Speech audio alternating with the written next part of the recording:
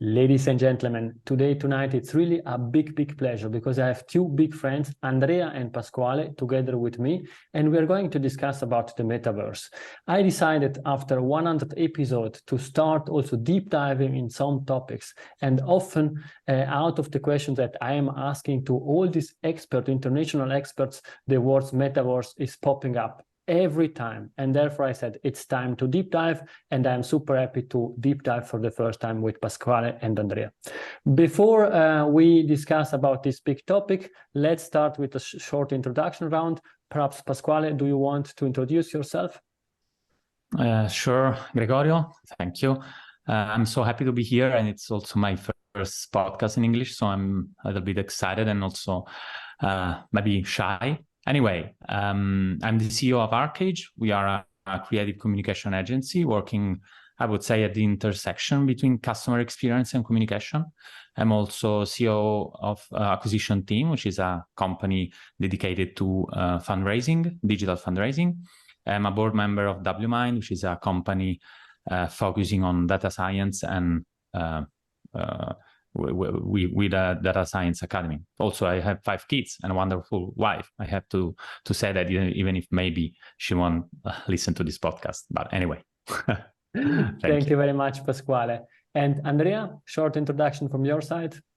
Yeah, sure. Thank you, Gregorio. Thanks to be here. I'm very glad to be here, first of all. I'm Andrea Ciulu. I'm a creative strategist at Arcage. I am also a copywriter, so I come from a creative background, and I've been working on creative ideas my whole professional life, let's say, always with an eye on innovation. So I like to discover what's new, I would say. So I think this episode is going to be really interesting. Thank you very much, Andrea and Pasquale. And perhaps also from my side, I have long collaboration together with Arcage. We started a few years ago also with the 6PA Italy, and we had weekly meetings. And Pasquale and Andrea are really doing things that I don't understand, but it means it's even more interesting because they are really creative guys. And I listen to their podcast. It's in Italian, language Italian, Il Bernoccolo, and they discussed already twice at least about metaverse, Facebook, and what Zuckerberg is doing with the metaverse. And I said, I want to have you both on my podcast. And now it's really time to kick off the discussion. But before going into this really interesting topic, Pasquale, which values drive you in life? I think that probably the most important value that I like to discuss about is transparency. I think because I don't have time to be non-transparent.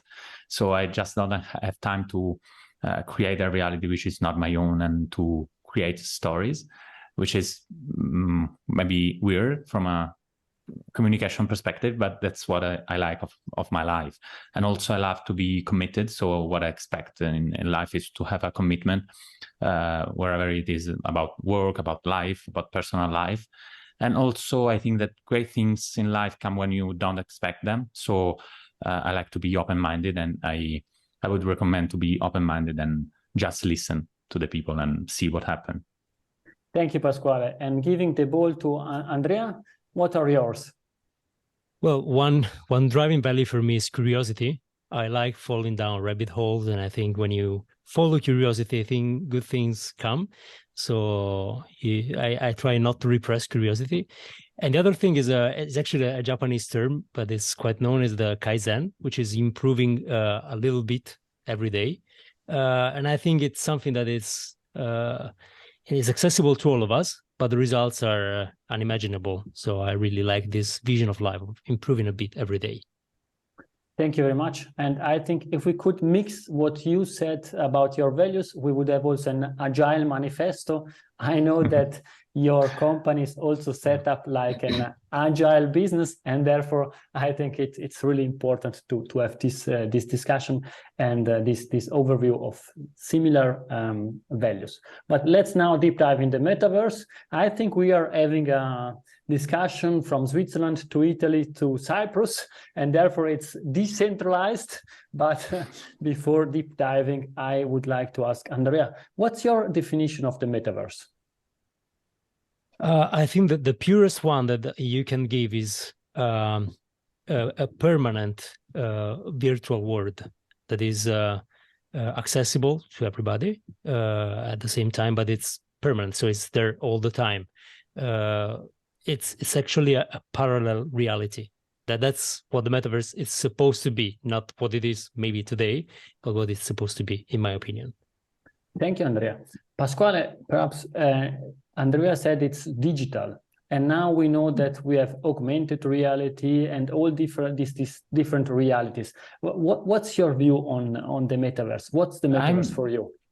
I have to say that I disagree a little bit with Andrea, which usually happens during our podcast, because I think that, like in a general way, the metaverse is more like the next iteration of the web or the internet, if you like, with an additional layer of experience. So it's I don't expect it to be decentralized. I mean, not by default, but I expect that we will experience somehow the fact of being connected to the internet, what we do now with a mobile phone or with a computer, in a different way. And the difference will be about experience, because it will be more immersive, of course, will be probably in virtual or augmented reality, as you said. But basically what I expect from the metaverse experience is that we will experience the whole internet or web. I use it in a different way, but let's call the web or the internet now, with a better like immersion of our experience. So basically, the next stop will be the metaverse, whatever it will be. Thank you, Pasquale. Trying to bring you together, because it's a friendly game all together, not one against the other. I think that the metaverse is the next version of internet, as you are saying, after Web 2, that was all about social media. Now we are coming on Web 3. 3.0, and this Web 3 will enable and ensure that we can be in this digital world, in this metaverse, where we'll have immersive experiences. And at the end, from my point of view, perhaps far away from everything, it's an additional channel. And it's somewhere when we can go and meet all together. And I think there is a lot of discussion nowadays, and for sure, 1 year ago, when Zuckerberg announced the rebranding of Facebook into Meta, and they are speaking about Meta. I was in Decentraland, but nowadays it's don't really like very crowded, where a lot of people want to be. Everybody was discussing about it, now a bit less. And what's happening in future? What should we expect from Metaverse? Perhaps Pasquale, and then we go to Andrea. Okay, so I go first. I really don't like what the metaverse looks like now. From what I can understand, and probably I'm not a heavy user of the metaverse, and I think there are not many heavy users of the metaverse. So I think that maybe it's just too early. So there's a long way to go, or maybe no one has already cracked like the killer app yet. So maybe there's something that we're missing, and the company that will find that part obviously will win at the beginning. Maybe Apple, maybe Meta, maybe someone else. I think, but what I believe is just too early to understand what the metaverse is really about. In the beginning of the internet, it was the same thing. So maybe researchers at universities used that thing that nobody understood, and we had the TV, we had everything. So it's really just the beginning. So that's why I don't understand why Zach just told everybody, okay, I want to invest in the metaverse. It's way too early. and maybe 10 years, I don't know. I think what you're saying, it's really interesting. Somebody were required to do the first step. It was this time Zuckerberg, and at some point in time will come Apple with a better solution, a closed solution, and offer this experience to their customer, to their user.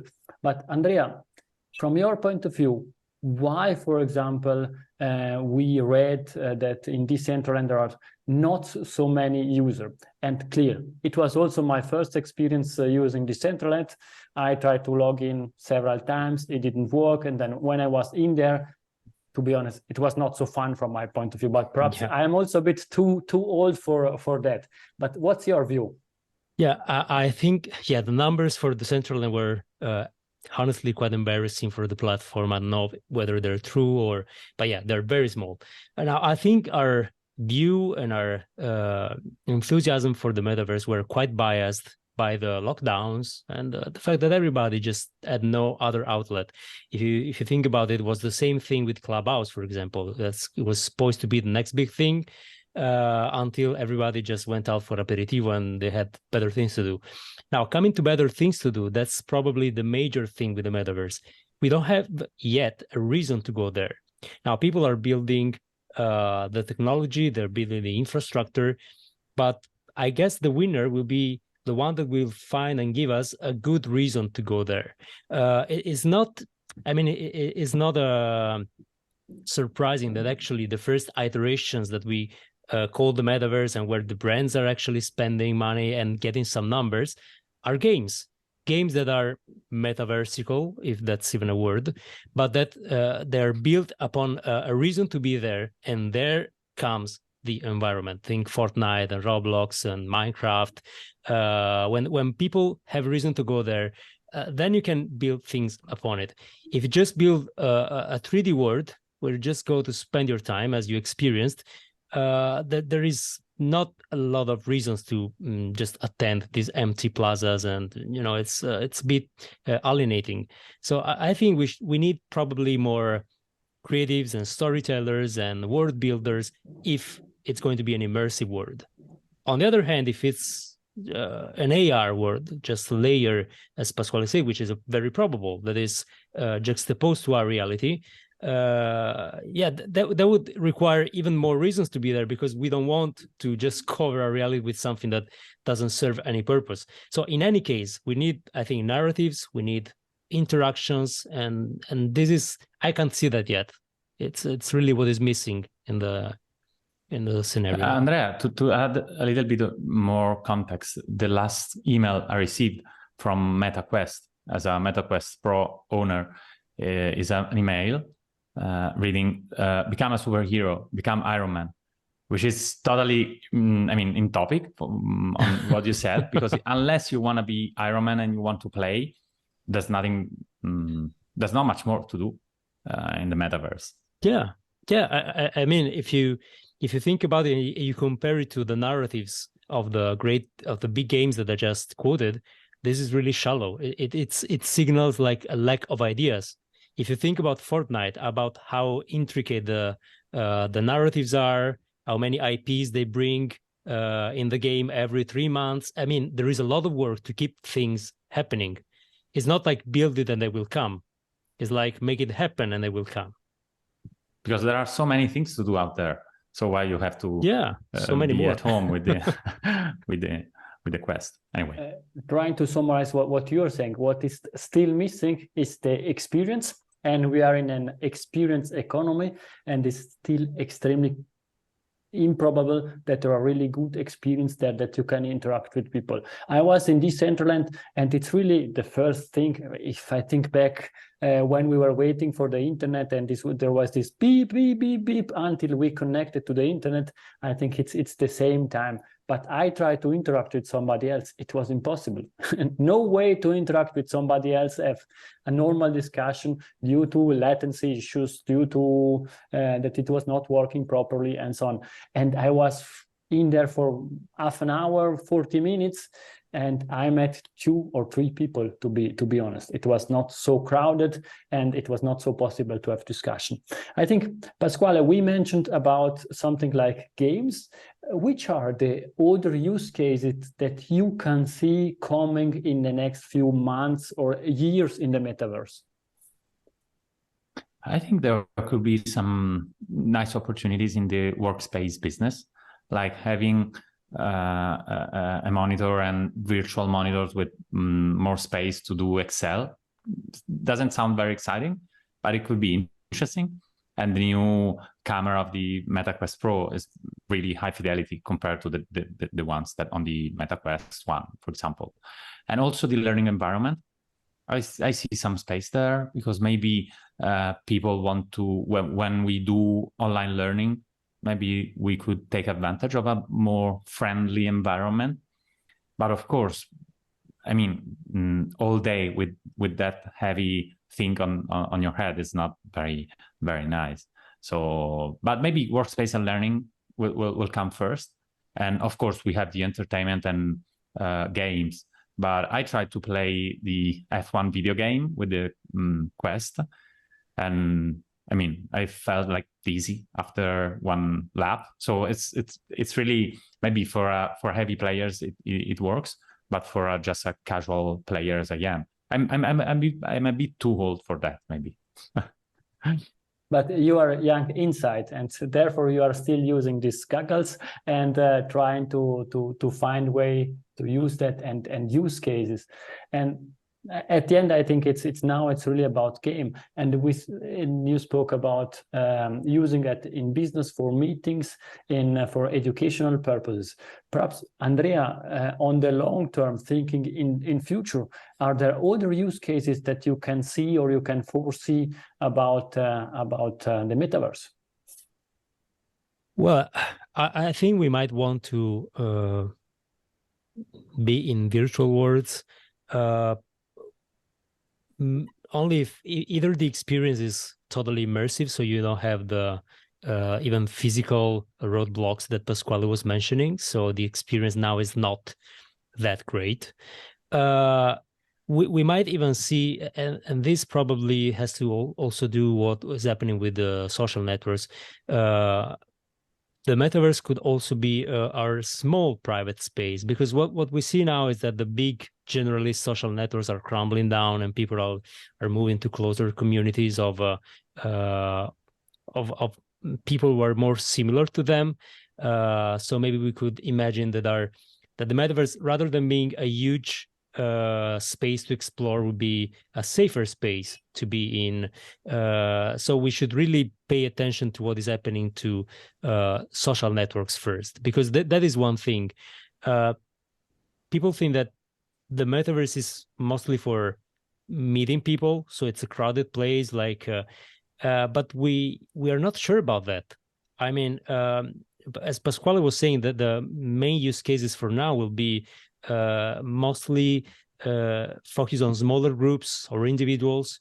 So I can't really see like a huge plaza, when the huge plazas of today are dying out, just to be filled with avatars. I think that's a pretty old way to see it. Probably it's more like smaller rooms or something like that.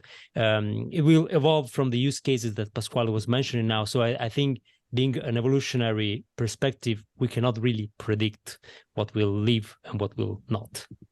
No, sure. I think what you are saying is we need also to learn, because often people are discussing it. That's still a technological issues, the development of the metaverse. Some people are saying it's more the legal side about rules and regulations in there. Others are speaking how to integrate the human beings, emotion, and so on in the metaverse will be key. However, I think that we are at the beginning. We are doing our first let's say, baby step in this world. But Andrea, from what are your experiences that you are facing in the metaverse, and perhaps also to then build up on this question, and what would you like to do in future in the metaverse? Well, if you mean as a user, I probably tried more the gaming world than the other ones. mostly because there are not really other ones. I tried at the central end, and I've been on spatial, and I've been on cyber, and some others. But I have to say that these feel like proof of concept platforms rather than real worlds. So the feeling there is that you're not using your time very well. The experience doesn't make you feel safe, and I think this is a main point for the experience in the future. We want to feel safe in digital landscapes, whatever they are. We are aware from our experience, from social networks and so on. So we need to feel safe. We need to feel guided. We need to feel, in a place that is not the wild, wild west. It's not the time of Second Life. We are not all pioneers. We cannot expect the metaverse to become mainstream just because of pioneers who want to go in a wild land. We need to get people who want to be in a familiar place. So my experience so far has been, of being a bit out of place everywhere, not because I didn't understand the platform, which was easy, but because it felt a bit frantic and not guided and without a purpose. That's the thing. I would like to be more guided by the platform itself. Thank you, Andrea. And Pasquale, which are the use cases that you personally would like to see in the next future? I see that need of a safer place, but I don't think that would be the main reason to join any kind of metaverse. So I think that probably something entertaining or at least something that you cannot do in a standard physical manner, maybe could be the reason to join any kind of metaverse. In particular, if you can wear the thing like the MetaQuest or anything similar. So I really don't see where I don't know where this thing is going, but as an owner of MetaQuest, every version so far, even if none of them I'm particularly fond of, so it's like just testing. I can see there might be some space in something different, or maybe accessing some kind of realities that you don't usually have access to. So like concerts or maybe something else. As I mean, we are all we all have young kids, so you might understand, Gregorio, that if you have kids, you cannot just go to a concert or to a football match or anything, because it needs time. You have to leave the house and so on. But if you can access this kind of experience, maybe you can find a reason to do that on the metaverse. And of course, the experience of joining the metaverse with a mobile app or maybe a browser is not that exciting, and it's not really a different experience. We all know World of Warcraft 20 years ago, and it's not that different. Decentralization and Sandbox and maybe Roblox. I cannot really understand Roblox. I'm too old for that, but I can see maybe there could be some kind of sweet spot. We've also tried to merge like the metaverse thing and the NFT thing and the Web3 and so on. So I can do this kind of bunch of keywords, this keyword salad, and we can understand there's a space of innovation in terms of getting on the metaverse in a virtual way. So not really experiencing a 3D world, but maybe experiencing some kind of parallel world through avatars, NFT, and that kind of ticket to join. So I think maybe we need more courage and also something really different to understand the value of the metaverse. And to be honest, maybe Facebook and Meta is not that brave company that we need to crack the metaverse world. Maybe we need some decentralized company, or maybe a bigger one. And I think bigger than Facebook, there are only a couple of companies like Microsoft, maybe Amazon, maybe Apple. I don't know. I think you're really coming. TikTok. Sorry, it's TikTok can be, but I think you're really coming to one point. You are mentioning the big giants. It's Microsoft, it's Apple, and all these big giants. But for my understanding and the philosophy beyond this idea, the metaverse is to be decentralized. But if we give that into the hands of Facebook, Meta, or Microsoft, or Apple, it's really as decentralized as all people are discussing about the Web3. Perhaps, Pasquale, you can start, and then we go to Andrea. I don't think that the decentralization is embedded in the metaverse concept. I mean, the definition I like to talk about of the metaverse is not like decentralized. The web or the internet is not, they're not decentralized themselves. I know that the blockchain thing and the blockchain and the Web3 is decentralized. It's a decentralized technology. So it's as a database and the blockchain are different. Maybe Web 2 and Web 3 will be different in the same way. But what we experience now, the centralized metaverse, they're nice. I mean, we usually we want to have centralized experiences, because if we want a safe place, maybe we want a company that gives you all the content and the experience, and maybe a company is better suited to design a great experience than like a decentralized experience. It's like we talked at the last episode of our podcast, Twitter versus Mastodon. Is that the name, Andrea? Yeah, Mastodon. Help me. And it's not that, it's not a nice experience. You want an experience where you find people, and is it centralized? I mean, do we live in a centralized world? Of course we do, because we have laws, we have a democratic system. So it's not like the decentralization is all the the important things of the metaverse is not only that, in my opinion. Of course, the web experience we have is not decentralized itself, and I know. I mean, with the decentralization come many, problems and responsibilities. So it's really a power, and no, it's not that everyone wants that power. Andrea, I think you wanted to comment on that.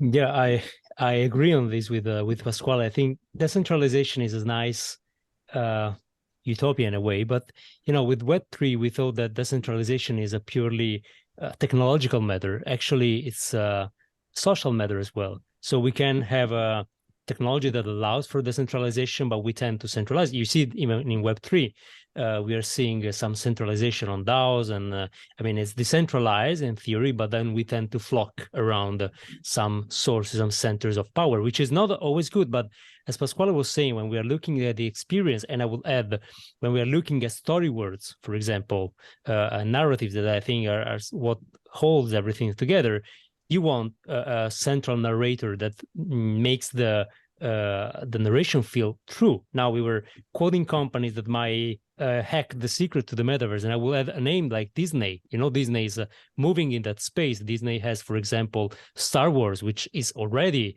let's say, a metaverse in itself, not a technological one, but it's a world that we all inhabit. And, you can travel to the Star Wars world whenever you want with your imagination, or in the park, and tomorrow maybe in a metaverse.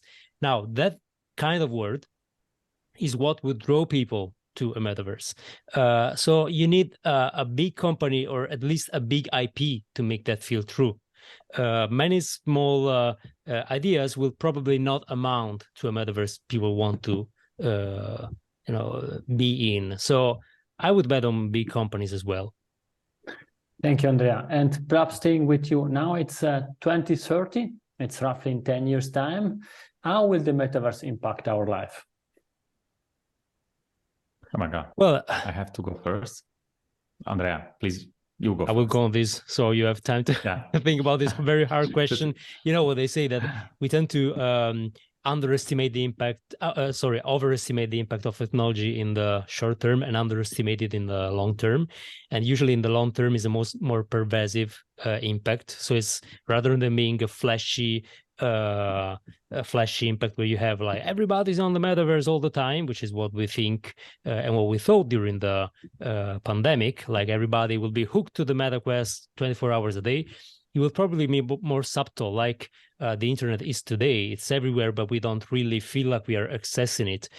So it will probably become easier to access. It will become seamless. It will probably be applied to the surface of reality, as Pasquale was saying. And I guess the use cases that will make it easier for us to reach our goals are the ones that will survive. I think let's look at the pandemic. What was useful and easier stuck. Everything else just got back to normal, and that's how humans work. So if it makes it easier for us, it will stick. If it's just flashy, it will, fizzle out. That's my idea. Thank you, Andrea. And Pasquale? Thank you, Andrea, for giving me time to get to the solution of this. I think, who knows? I think that not even Mark Zuckerberg himself knows that what's the future of the metaverse in 2030. So, and that's why he has got some problems recently. I think we have a screen time problem. We have too many screens. We are addicted to these screens, and I think that probably the problem that the metaverse will solve, we don't have it very clear yet, but it's a screen time problem. So when we will just try to solve that problem, we'll get to the metaverse. Like, for instance, maybe I forgot to mention Google. I think Google is the company which is best positioned to rule the metaverse, because they have data, that they know the intentions of people, and they have the solutions. Because what I do in my life is usually do things and see people, right? And if I do things and see people in the metaverse, I can totally forget about the screen, because we are all addicted to screen. And if you remove the screen from my digital life, then I get to the metaverse. That's what I think will look like the metaverse in 10 years, 8 years, to be honest. So clock is ticking. Thank you very much, Pasquale. Now we are coming to the end of this game, to the end of this discussion, but I still have 3 questions for you in the last 3-4 minutes of this game. Let's start with Andrea. Is there a book that you would like to suggest to the audience that helped you during your career or during your life?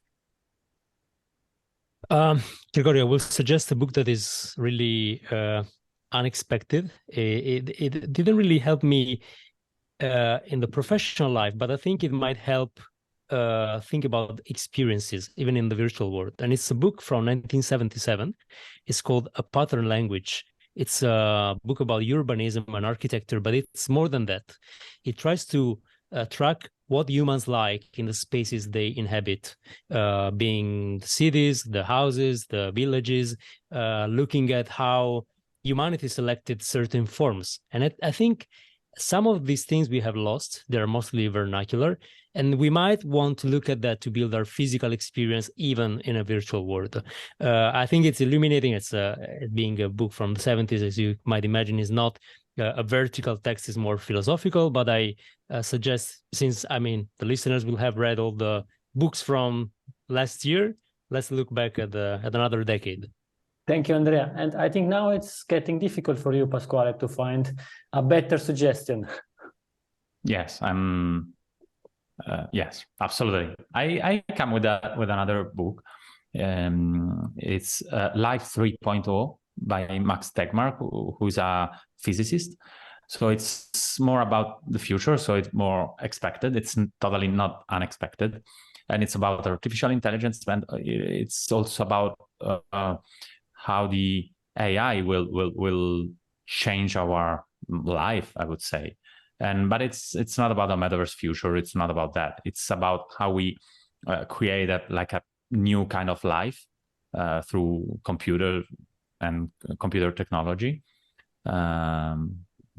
I think it's really fascinating in seeing how the life will change, and it's about life. It's about humanity. It's not about technology. So the metaverse will have to do something with that.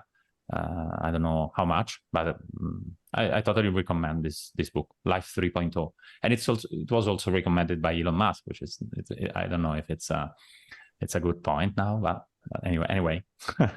Thank you, Pasquale. Interesting. And staying with you, what's the best way to contact you if somebody would have some questions? I think probably on LinkedIn. You can search for Pasquale Borriello. I'm sure you will have this name on the notes of the podcast, and that's the place where you can more easily find me. Thank you. And where we can find Arcage? Arcage, welcome to the arcage.com, the website, and we are on Instagram, Twitter, and all the social media platforms. Thank you, Pasquale. And coming to you, Andrea, what's the best way to connect with you? You can find me on LinkedIn, Twitter, and Instagram. Just search Andrea Ciulu. There are not many with this name, so it will be pretty easy. I share both professional updates, and you will find some AI art as well, which is one of the latest rabbit holes I fell into. Thank you, Andrea. And perhaps where we can find your podcast together with Pasquale? You can head to ilbernoccolopodcast.com. You can find all the show episodes there, or you can search for Il Bernoccolo on Apple Podcasts or Google Podcasts or Spotify. That's also a pretty weird name, so it's easy to find. Thank you, Andrea. And for the audience, if you are understanding Italian, then have a listen to it, because it's really a great podcast, outstanding discussion between Pasquale and Andrea. And now we are coming to the end of this podcast, but before you leave, the last two questions, one for Pasquale and one for Andrea. Let's start with Andrea. Could you please share with us your golden nugget? It's something that we discussed or something new that you would like to leave to the audience? Well, thinking about the episode of today, and thinking about that curiosity is a driver, I say jump into new things, but keep a foot out. It's very easy to be sucked in and then see nothing else by what's new. Always be little bit skeptical about every novelty. I think that's the healthiest way to go forward. Thank you, Andrea. And Pasquale, now it's your turn. It's the closure of the podcast, the end of the game. Oh my God. So much responsibility. I would advise to try to listen more than you actually talk. So listen before you talk, but also if you can, just listen. And of course, for a podcast, that's perfect because you can only listen. But also try to experience a lot more than you create. I mean, to understand the metaverse, I think we are all listeners or watchers, if you prefer. And it's really, I think we as creatives, we all want to create, write, talk, but maybe we have to read more, listen more, and also do more experience, many more experiences. That's my advice. Thank you very much, Pasquale. Pasquale and Andrea, please stay with me for 1 minute. We are closing this podcast. It was a great pleasure. Thank you very much to the audience. This was the first episode about the metaverse. I hope that you enjoyed that. Feel free to contact Pasquale, Andrea, or me if you have any question. Thank you very much. Thank you. Thank you. If you enjoyed this episode, please share the word of mouth. Subscribe it, share it. Until the next episode, please don't forget, we are not in a B2B or B2C business, we are in a human-to-human environment. Thank you!